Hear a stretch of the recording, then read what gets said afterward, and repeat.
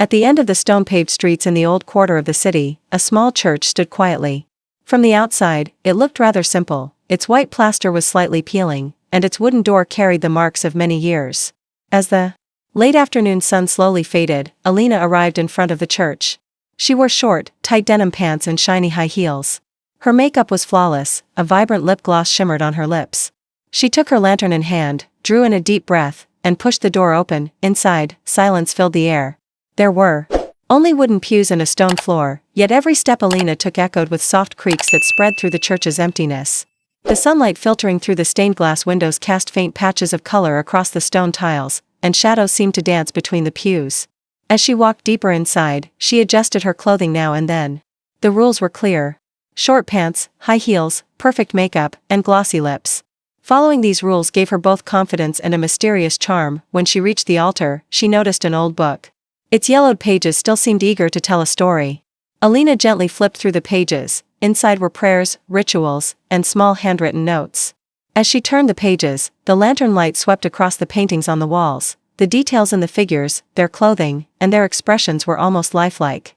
With each step she took, the creaking of the wooden pews created a rhythm in the silent space. In one corner, she spotted a fallen candle and a small box. When she opened the box, she found old keys and black and white photos, clues to the church's past. Bending down with the confidence her short denim pants and high heels gave her, Elina examined each photo one by one. In every picture, people appeared meticulously dressed, just like today: shiny shoes, short skirts or fitted pants, carefully applied makeup. It was as if the rules had shaped not only the present but also the past. As she moved deeper into the church, she noticed small engravings hidden within the cracks of the walls. These carvings carried traces of the era when the church was built, names etched into stone, small dates, and symbols.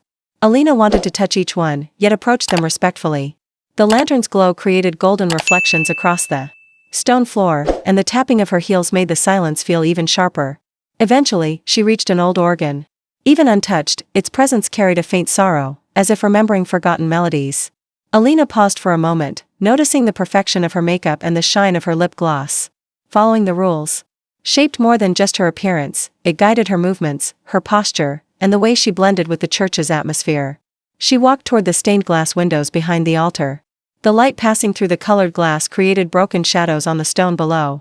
Elina glanced at her legs and her high heels, checking the neatness of her short pants. Every step she took in this quiet, aged place felt deliberate and intentional.